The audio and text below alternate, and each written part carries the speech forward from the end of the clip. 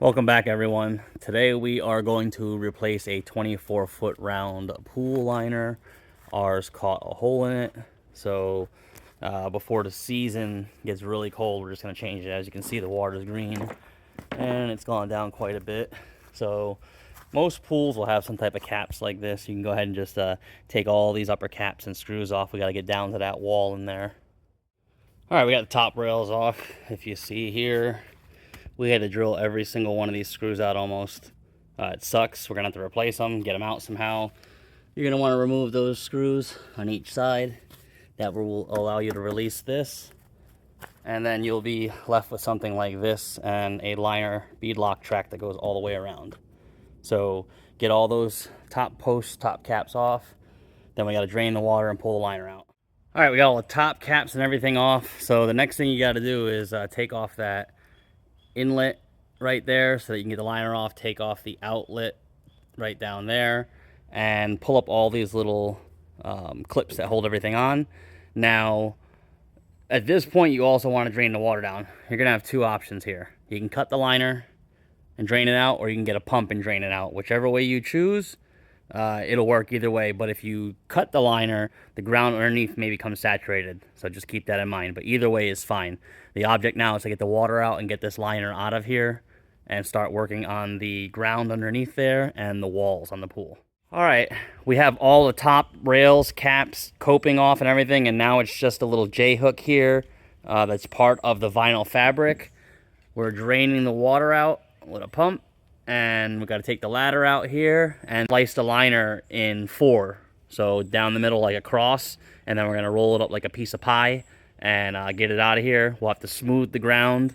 We have some foam wall covering stuff and some foam Cove stuff, because we'll take you around here. Now, pool installers are going to do it the cheapest way they can.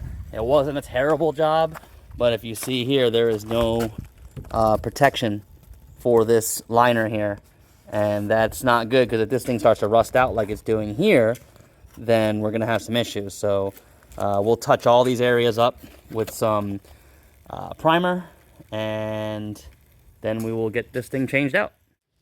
All right, we took some primer and covered up the rust spots in the wall. As long as it's not on the coming through the other side, you're good to go. We're going to put up some of this new Cove padding here all along the side, and we'll continue to smooth out this ground. It's still a little wet, but it's workable. All right, we got all of the edge Cove there put up. That's gonna help the transition of the pool up the wall so there's not a sharp, jagged edge. Got all that situated all the way around.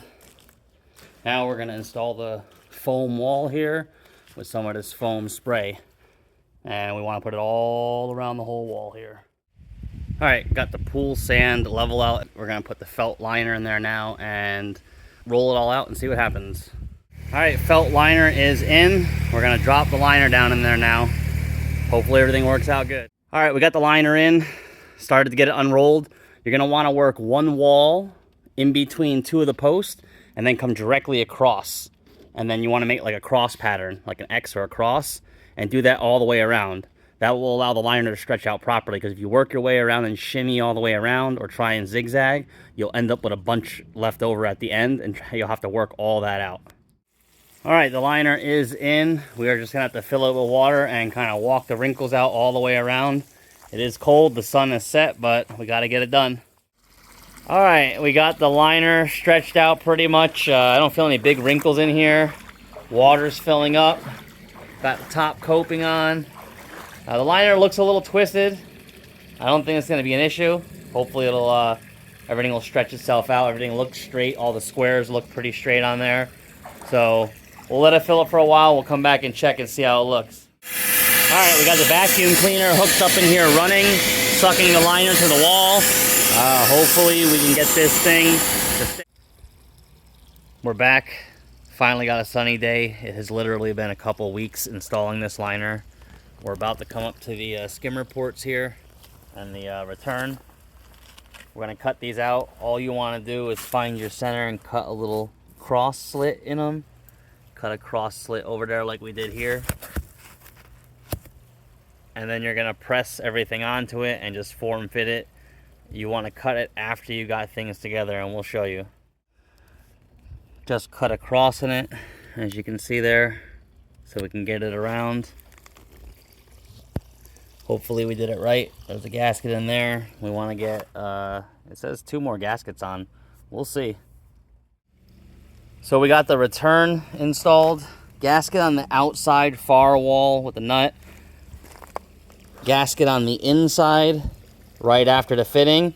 And there's a gasket right on the other side of the liner. So basically it goes fitting, gasket, liner, gasket, foam, metal wall, gasket, fitting. Over here, we're just gonna poke all those holes for the screws. We're gonna poke it through this side so that we can mount the faceplate of the skimmer on the inside. Do not cut this box yet.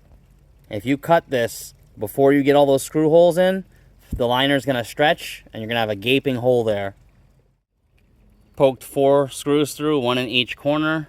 That way the liner's set right where you want it. As you can see, we just poked right through. Use a knife to start the hole. Just be very careful. Press against the liner when you're doing it so that you know it's simulating the water against the wall. And just think twice before you poke. Now what we're gonna do is we're gonna get the skimmer opener, the faceplate here, with a gasket. Okay, the skimmer opening is in. We got the 4 screws through. We're just holding it.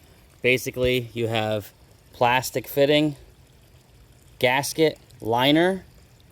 On the other side of the liner is another paper gasket, foam wall, steel wall, then this. All you want to do now is go around and poke all the holes through there and go ahead and start the screws in. Tighten everything down by hand. It does not have to be super tight. You do not want to crack anything. We have everything tightened down. Once you got like a little bongo drum there, everything is good.